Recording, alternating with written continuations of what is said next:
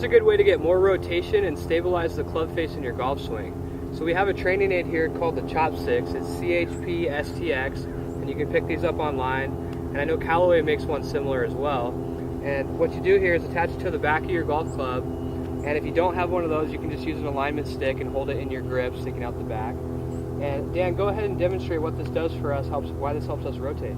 Yeah, and you know what's cool is we're not endorsed by any of these companies. We just really like these certain training aids that work really well for concepts. And basically the way this works is once you've attached it to a shorter iron, I would go with a 9, 8, or 7 iron. What it does is a couple of things.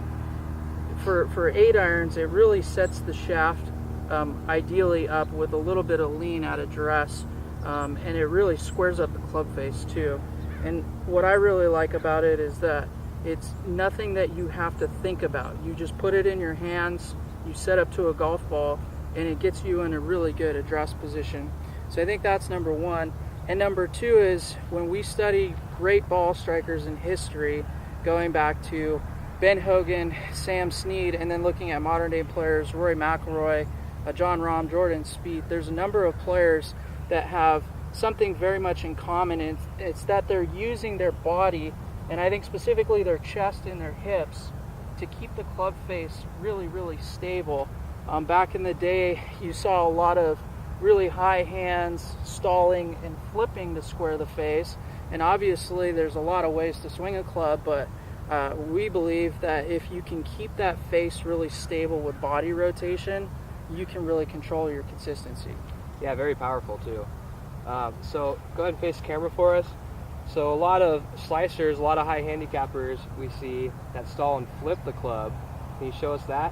Yeah, so what happens here? They'll move very much laterally for a number of different reasons, but basically when you move laterally, you're pulling your hands down, and then what's going to happen is your body's going to stall and your arm's going to keep going, and you're going to kind of have this look at impact where you're going to flip, and you're going to add loft to the club. So if you notice that you hit a lot of irons and they go the same distance, chances are you have some sort of problem with controlling your club face at impact.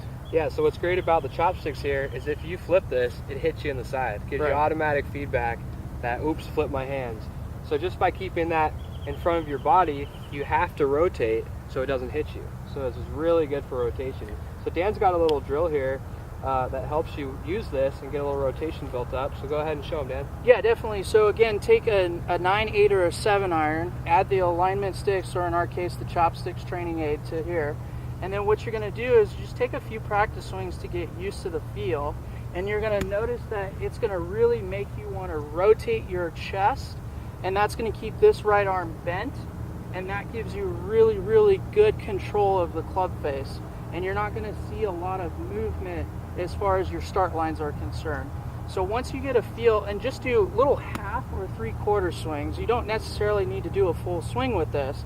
And for higher handicappers, they'll get a lot out of just doing these little half swings and getting good contact. And then once you get that feel, just go ahead and hit a little shot. And you'll notice that the club face stays really, really stable when you hit a number of balls.